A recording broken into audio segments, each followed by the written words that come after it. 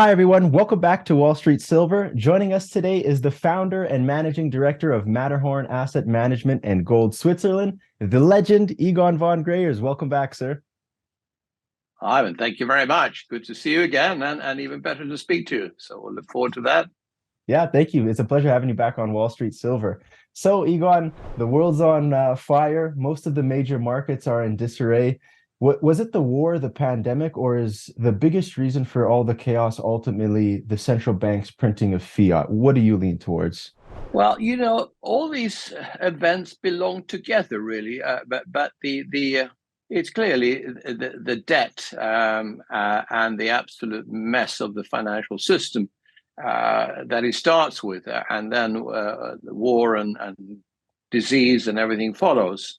And of course, this is what we're looking at is a financial system that is gradually deteriorating, and there's only one tool that central banks have, and that's to print money, which of course it just helps to accelerate the failure of the system. So this started really as we discussed before in 2006 to 9, when the world financial system almost went under, and miraculously, the central banks managed to pump enough of tens of trillions into the system and temporarily save it.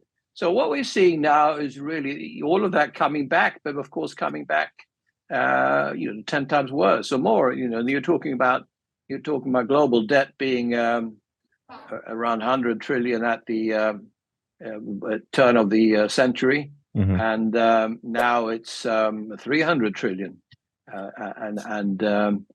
It's gone up, as we know, exponentially since the great financial crisis. So what happened was, of course, it wasn't COVID that started this phase here. The underlying conditions were so bad anyway that any trigger could have started it, and it happened now. Actually, before COVID, it happened in August, September 2019, when the banking system again was on the verge of collapsing, and central banks had to come in and support it with repos, and that's when global debt and central bank debt started going up again.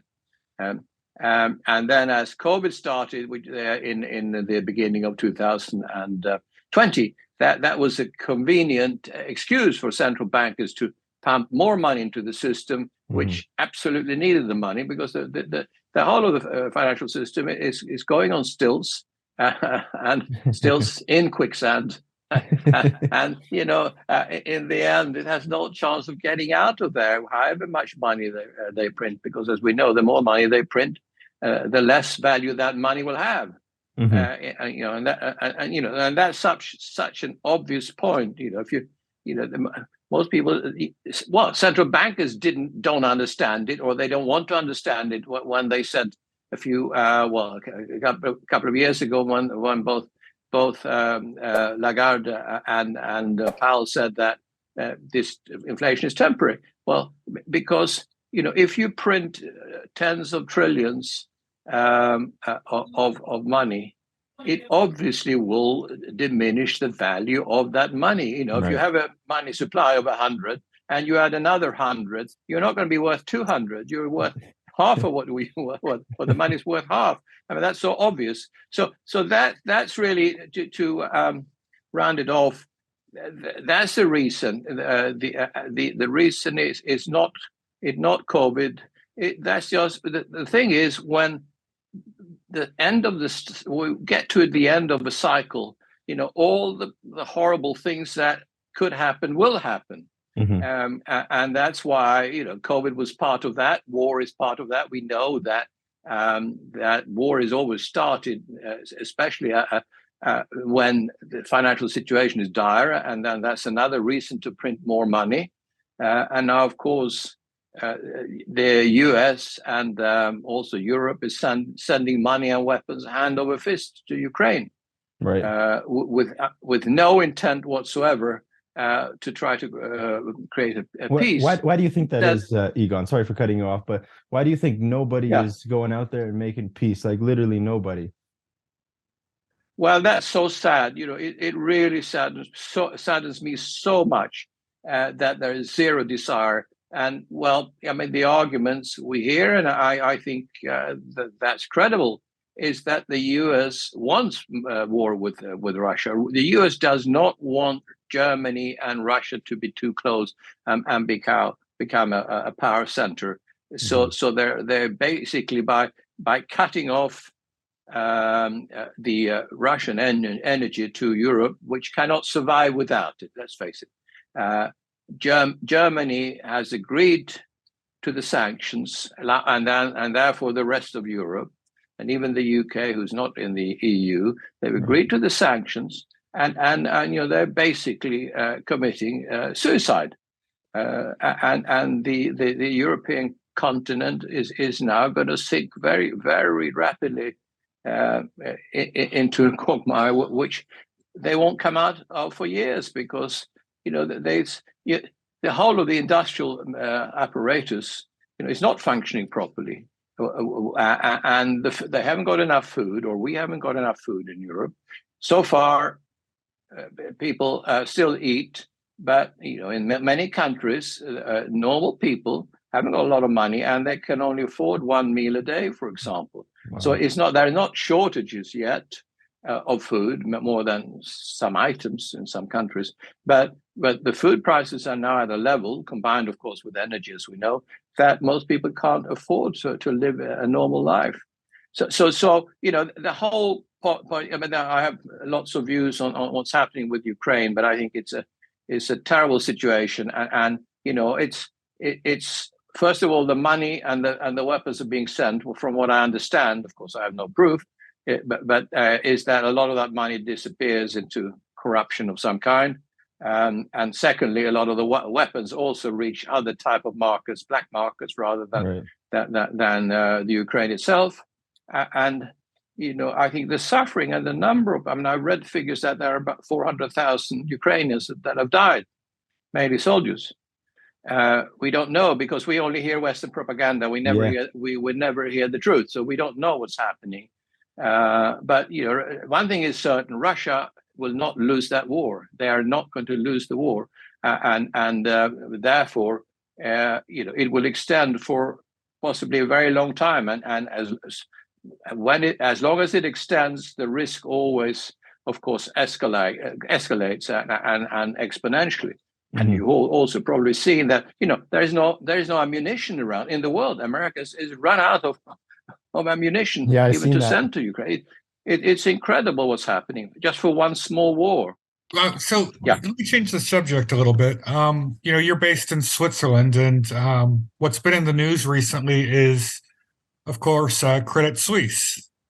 And the credit default swaps for Credit Suisse are going through the roof. Mm-hmm. A lot of people think that this is getting really serious. There's lots of layoffs happening. Credit Suisse is doing lots of sales of assets in order to survive. This is like the number 2 largest bank in Switzerland, one of the major, let's call it, systemic banks in the world. What do you think's going on there, or how serious do you think it's going to get? Oh, I think it's very serious. We have, as you say, they've time after time they've had to write off billions and billions of Swiss francs in one bad deal after the other. They're just, sadly, the Swiss banks used to be, ultra conservative and not take on any major risk or trading positions. And of course, then they became part of the global system, and which was basically came from America, with major speculative trading and massively leveraged loans, and executives who were rewarded on profits and never had to share any of the losses. And they've had one bad manager or president or chairman after the other, Credit Suisse. And they lost on deal after deal. Archegos was the last big one. I think it was 4 or 5 trillion, and American banks lost a lot also. This U.S. hedge funds. And so, the Swiss banking system is about 5 times Swiss GDP. That's too big for the country. And that system, like, in my view, most of the banking system in the world is not going to survive in its present form. And if you add to that a central bank which has a balance sheet which is over 100% of Swiss GDP, which speculates in currencies, they call it hedging. They want to keep the Swiss franc low, so they're selling Swiss franc, buying dollars and euros. But they just lost whatever it was, 40 billion on these positions, and then they have a portfolio of US stocks, mainly tech stocks, which is fine when it goes up, but not very good when it goes down. Of course, half of the Swiss National Bank is owned by the cantons. The cantons are like the states in the US, basically, and of course they depend on this income for their annual budget, and they've lost a major part of this income. So that's bad for Switzerland also. So the Swiss, if you combine the Swiss National Bank and the Swiss banking system, it is as bad as every other banking system in the world. In spite of that, because the government has always had a very prudent fiscal policy and are not running deficits and have a low debt. The finances of the country are very good compared to most countries, and the political system of Switzerland is probably the best in the world. But the banking system is just as bad as any banking system in the world. And I've always advised people, don't keep money in any bank, and especially not Swiss banks, and don't keep your assets there either. Don't keep your gold there or your stocks there or whatever you have, because they're part of a global financial system that won't survive. And it's never one bank that's going to go down, because, as you know, they are all locked in a system that everybody has positions with every other bank, whether it's trading positions or deposits or whatever it is. So therefore, we're talking about a global system, and the Swiss banks are not going to survive that, just like, as I said, in its present form. They can only survive it with more printed money, more inflation. Is that what you think happens with Credit Suisse? The government of Switzerland will have to step in and in some way prevent it from becoming a systemic. I mean, if Credit Suisse were to go down, I could imagine it takes down Deutsche Bank also. I mean, it's too systemic. So the government of Switzerland, the ECB, will have to support it in some way, won't they? Yeah, of course they will. And the big banks will never go down first. It's like everybody talked about Deutsche Bank going down for years, because with their balance sheet and their 40 trillion derivatives portfolio, everybody said that they'll go down first. But the big banks will never go down first, because that's part of society, if you want. So the central banks will do everything they can to save the central banks, but that will only be temporary. But they will do that. So it's more likely that smaller banks go down first, in my view, because they won't be saved, because they're not important to avoid systemic collapse in the same way, and therefore that's the way it will happen. And it will just be for a period, massive money printing. And my concern, and I've written about this, is the what I think is at least 2 quadrillion of derivatives in the world, and my view is that a lot of those derivatives are part of it's another form of borrowing, a major part of it, and of course everybody, including the BIS, the Bank of International Settlement in Basel, which is the bank of central bankers, if you want, and other banks, they all say, well, net is totally different, so we're never going to get there. But the problem is that when counterparty fails, growth remains gross, because counterparty can't settle. And this is what we saw when Lehman started, for example. And we saw it almost happening in the UK now, with a mini budget that they have, when the temporary Prime Minister Liz Truss had to resign after whatever it was, 40 days in power. And the Bank of England had to come in and support the pension system, because the pension system had used derivatives in order to improve their liquidity, in order to pay out to pensions money. which is absolutely ludicrous that pension funds should go into and play in the derivatives market. But that's what's happening now.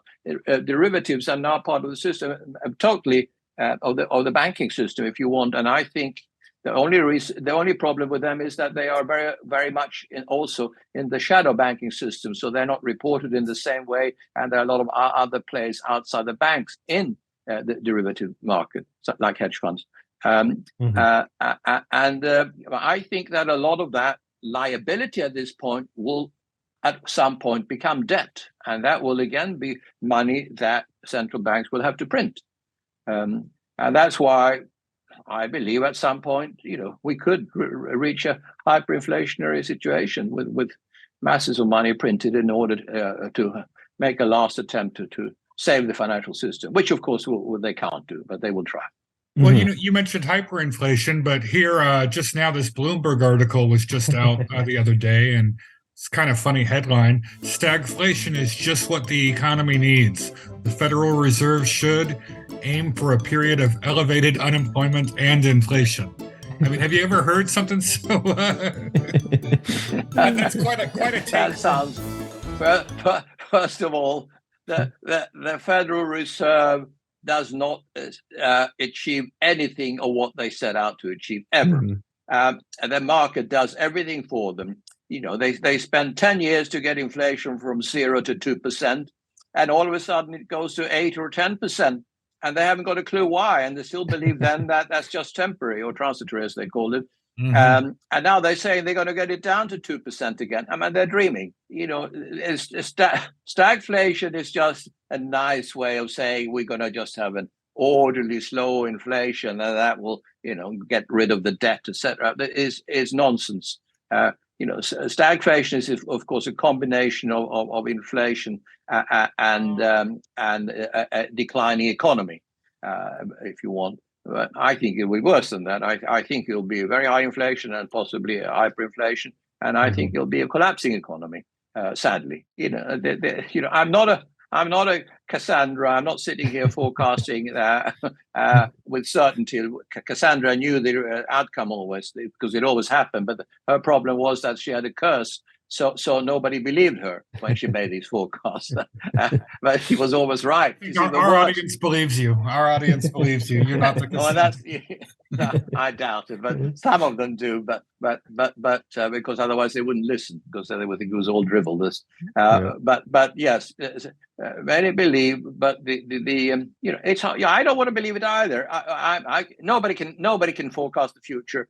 All we can do, and is what I'm trying to do, and that's how I would say one thing that I understand is risk.